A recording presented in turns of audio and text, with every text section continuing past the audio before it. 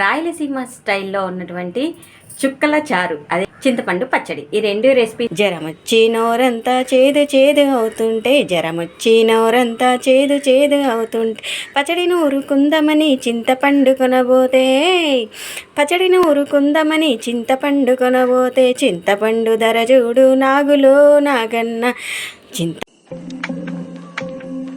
Friends, welcome back to my channel. నేను మీ హోతా అండి. ఇవాళ అయితే నేను మీకు చేసి చూపించబోతున్న రెసిపీ ఏంటో తెలుసా? రాయలసీమ స్టైల్లో ఉన్నటువంటి చుక్కల చారు, అదే అండి పచ్చి పులుసు, అలాగే చింతపండు పచ్చడి. ఈ రెండు రెసిపీస్ని అయితే నేను మీకు ఈ వీడియోలో చేసి చూపించబోతున్నాను.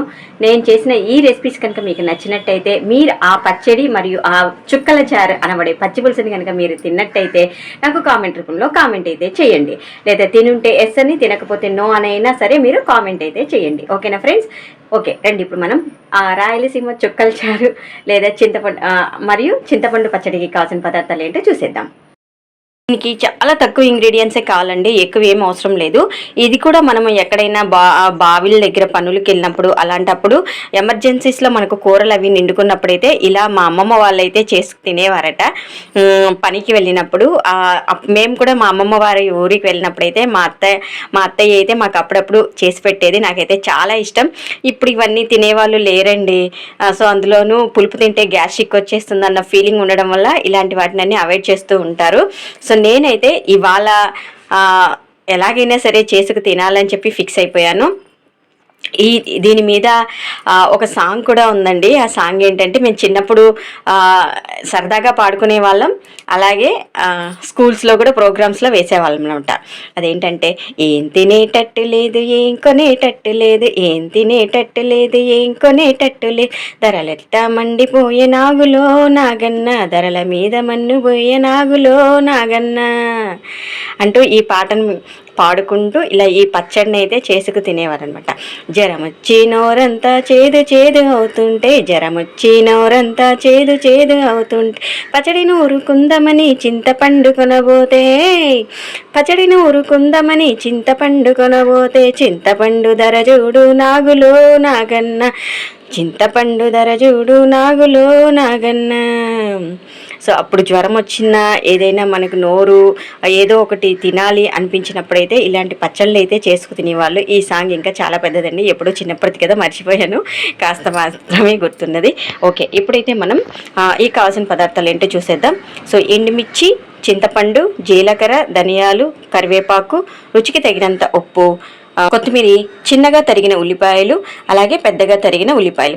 ఇప్పుడైతే నేను ఈ ఐటమ్స్తోనే, ఇక్కడున్న ఇంగ్రీడియంట్స్తోనే నేను 2 రకాల ఐటమ్స్ కూడా చేస్తాను కాబట్టి మీకు ఇక్కడ ఒకేసారి చూపించేస్తున్నాను అనమాట. దాంతోపాటుగా వీటన్నిటిని వేపుకోవడానికి 1 చెంచా నూనె సరిపోతుందన్నమాట. వచ్చేయండి, ఇప్పుడు మనం ప్రాసెస్లోకి వెళ్ళిపోదాం. సో ముందుగా స్టవ్ అయితే వెలిగించి 1 చెంచా నూనె అయితే వేసుకున్నానండి, ఎక్కువ అక్కర్లేదు. ఈ లోపుగా మనం ఏం చేస్తామంటే చింతపండుని కూడా కడిగి నానబెట్టేసుకుందాం. సో చింతపండు అయితే కడిగి నానబెట్టేసుకున్నాం. ఈ చింతపండు నానేలోపు మనం కావాల్సిన ఇంగ్రీడియంట్స్ని అయితే వేపేసుకుందాం. సో నూనె అయితే కాగిపోయిందండి. ఇప్పుడు ఇందులోకి మనం ఎండుమిర్చి వేపుకోవాలి,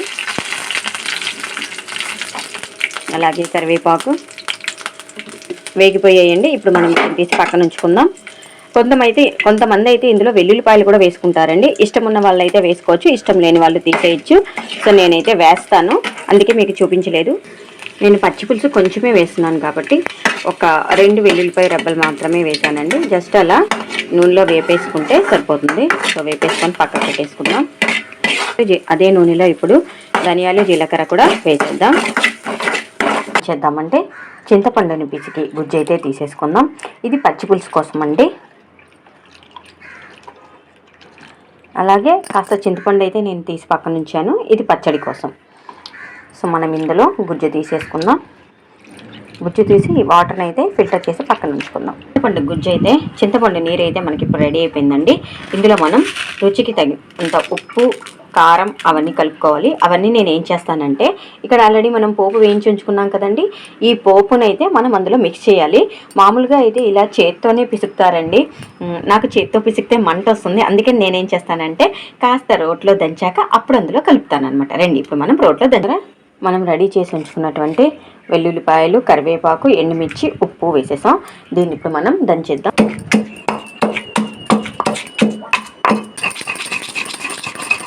సో మన ఎండుమిర్చి పేస్ట్ అయితే రెడీ అయిపోయిందండి. ఇప్పుడు మనం ఈ పేస్ట్ని ఇక్కడ మనం రెడీ చేసి ఉంచుకున్నటువంటి చింతపండు నీటిలో వేసేద్దాం. చూడండి, చూసారా, ఇందులో ఎండుమిర్చి విత్తనాలు మనకు అలా చుక్కలు చుక్కలుగా కనబడతాయని దీన్ని చుక్కల చారని మా చిన్నప్పుడు మా అమ్మమ్మ మా నానమ్మ అమ్మ వాళ్ళు ఏడిపించేవారనమాట. ఏం కూర అంటే చుక్కల చారు అంటే ఇవి ఆకాశంలో ఉన్న నక్షత్రాలా ఫీల్ అయిపోయి మేము తినేసేవాళ్ళం. చూసారా. సో ఇప్పుడు ఇది అన్నీ ఉప్పు కారం అన్నీ సరిపోయింది. ఒకసారి చెక్ చేసుకొని, అబ్బా అది రిందండోయ్. ఇప్పుడు ఏం చేద్దామంటే ఇందులో మనం రెడీ చేసి ఉంచుకున్నటువంటి కొత్తిమీర, అలాగే సన్నగా తరిగి ఉంచుకున్నటువంటి ఉల్లిపాయ ముక్కలు ఇందులో మిక్స్ చేసేసుకోవాలి. అంతే, టేస్టీ చుక్కల చారు అయితే రెడీ అయిపోయిందండి. సో ఈ రెసిపీని మీరు కూడా ఒకసారి ట్రై చేసి ఎలా వచ్చిందో కామెంట్ చేయండి.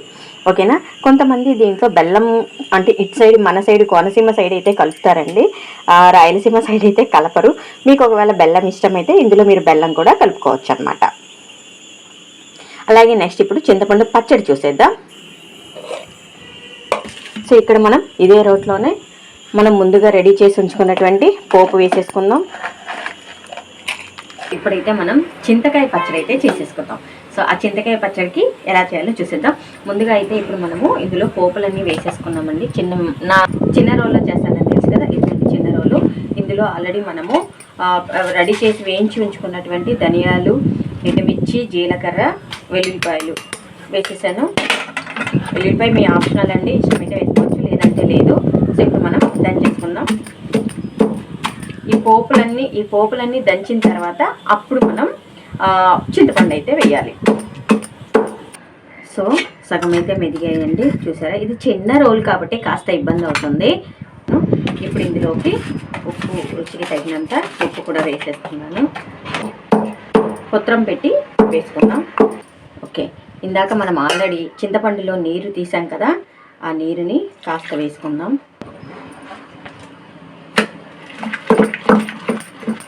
ముక్కలతో రుబ్బడం కష్టం కాబట్టి కొత్తిమీర పెట్టి వేసుకుంటాను. ఇక్కడ ఒక 50% అయితే మెదిగిపోయిందండి. ఎండుమిర్చి, కరివేపాకు, ధనియాలు, జీలకర్ర అవి. ఇప్పుడైతే మనం ఇందులో చింతపండు కూడా వేసేద్దాం. సో చింతపండుని కూడా వేసేస్తున్నాను.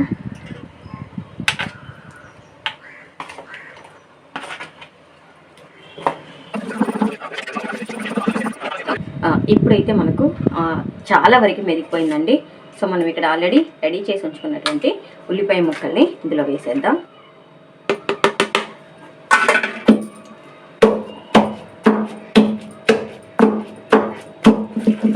అంతే, పచ్చడి రెడీ.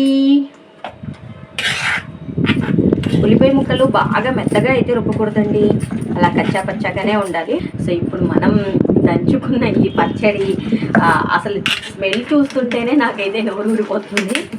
మెత్తగా రుబ్బేస్తే బాగోదండి. ఈ వేసిన ఉల్లిపాయ ముక్కలు ఉప్పు, కారం, పులుపు పీల్చుకొని పంటి కింద తగిలితే ఉంటుంది, అబ్బా అన్నట్టు ఉంటుంది అనమాట. ఓకేనా.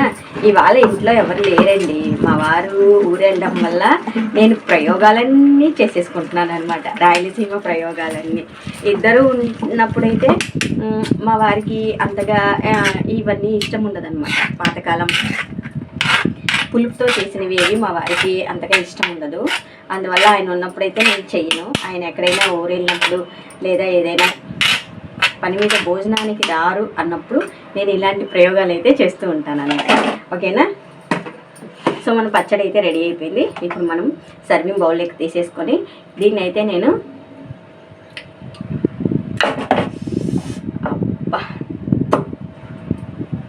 మన పచ్చడి అయితే రెడీ అయిపోయిందండి. ఇప్పుడైతే నేను ఈ పచ్చడిని ఒక సర్వింగ్ బౌల్లోకి తీసేసుకుని నేనైతే దీన్ని రాగి సంగట్లో అయితే తినబోతున్నాను అనమాట. ఓకేనా. తీసుకున్న పచ్చడిని తీసేసుకున్నాం. లో నెయ్యి కలుపుకొని అన్నంలో తింటే అబ్బా చూడండి నీరు ఎలా నోట్లో ఊరిపోతుందో నాకు. ఓకే అండి, ఇప్పుడైతే మనం దీన్ని రాగి సంగట్లో తినేద్దాం. వచ్చేయండి. ఉత్తరానికి చాలా వరకు పచ్చడి అయితే ఉండిపోయింది. బట్ ఇప్పుడు మనం అన్నం వండలేదు, అందువల్ల రోట్లో అయితే మనం అన్నం తినలేము. సో ఈ నీళ్ళనంతా మనము ఉత్తరానికి కడిగి చిక్కటి నీటిని అయితే మనం తీసి పక్కన ఉంచుకున్నాం. ఆ నీటిని మనం ఇప్పుడు మనం తయారు చేసుకున్న చింతపండు పచ్చడి కాస్త గట్టిగా ఉంది. దాన్ని కనుక మనము రాగి సంగట్లోకైనా సరే దేంట్లోకైనా మనం తినాలి అనుకున్నప్పుడు గట్టిగా ఇష్టం ఉంటే గట్టిగా తినచ్చు, లేదు కాస్త నీళ్ళు కలుపుకున్నా బాగానే ఉంటుంది. అవసరమైతే నీళ్ళు కలుపుకున్నాం. అందుకని ఉత్తరాన్ని కడిగి ఈ రోటీని కడిగి ఈ నీళ్ళు అయితే పక్కన ఉంచుకున్నాం. చూసారా, మీతో మాట్లాడుతూ ఉంటే కూడా నాకైతే నోరు ఊడిపోతుంది. ఎందుకంటే నాకు ఒక 1 వీక్ నుంచి తినాలి తినాలి తినాలి అనిపిస్తుంది అనమాట. అందుకని ఇవాళ ఏదో రకంగా అయితే చేసేసాను. సో నీరన్నీ పక్కన తీసుకుంటున్నాం. అద్భుతమైన రాయలసీమ చుక్కల చారు అలాగే చింతపండు పచ్చడి అయితే రెడీ అయిపోయింది. సో నేను చేసిన ఈ రెసిపీ కనుక మీకు నచ్చినట్టయితే నా వీడియోస్ని లైక్ చేయండి, షేర్ చేయండి, కామెంట్ చేయండి అండ్ సబ్స్క్రైబ్ కూడా చేయండి. సో ఇప్పుడైతే మనం దీన్ని రాగి సంగట్లో తినేద్దాం, ఓకేనా? సో ఈ రెసిపీ అయితే మా చిన్నప్పుడు ఇంకా నేను చెప్పలేనండి బాబు, చెప్పుండే కూడా లేట్ అయిపోతుందన్న ఫీలింగ్ వచ్చేస్తుంది నాకు. సో ఇప్పుడైతే మనం రాగి సంగటి చేసేసుకుందాం. అలాగే మనం తయారు చేసుకున్నటువంటి చింతపండు అలాగే ఉల్లిపాయ పచ్చడి ఇప్పుడు మనం ఎంజాయ్ చేస్తూ తినేద్దాం. చూసారా, ఇది తినాలి అంటేనే నా ఫేస్లో ఎక్స్ప్రెషన్స్ మీకు అర్థమైపోతూ ఉంటాయి. అంత ఇష్టం, అంత బాగుంటుంది అనమాట ఈ పచ్చడి, ఓకేనా?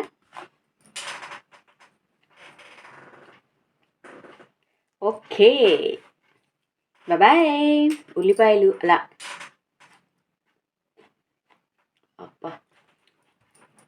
పచ్చి పచ్చిగా అలా తగులుతూ ఉంటే నా భూతో నా భవిష్యత్ అండి, నిజంగా చెప్తున్నాను. ఈ కారం పులుపు ఇవి తిని మీరు నాన్ వెజ్ తింటే ఎంత ఫీల్ అవుతారో అంతకు డబుల్ ఫీల్ ఉంటుంది పచ్చడి. చాలా బాగుంది, చాలా చాలా బాగుంది.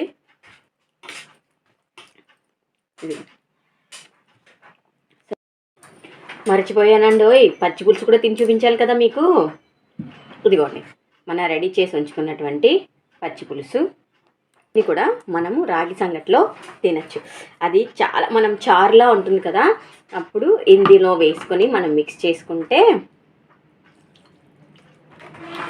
ఇలా మనం లూజ్గా కలుపుకొని ఈ రాగి సంగట్లో తింటే అద్భుత.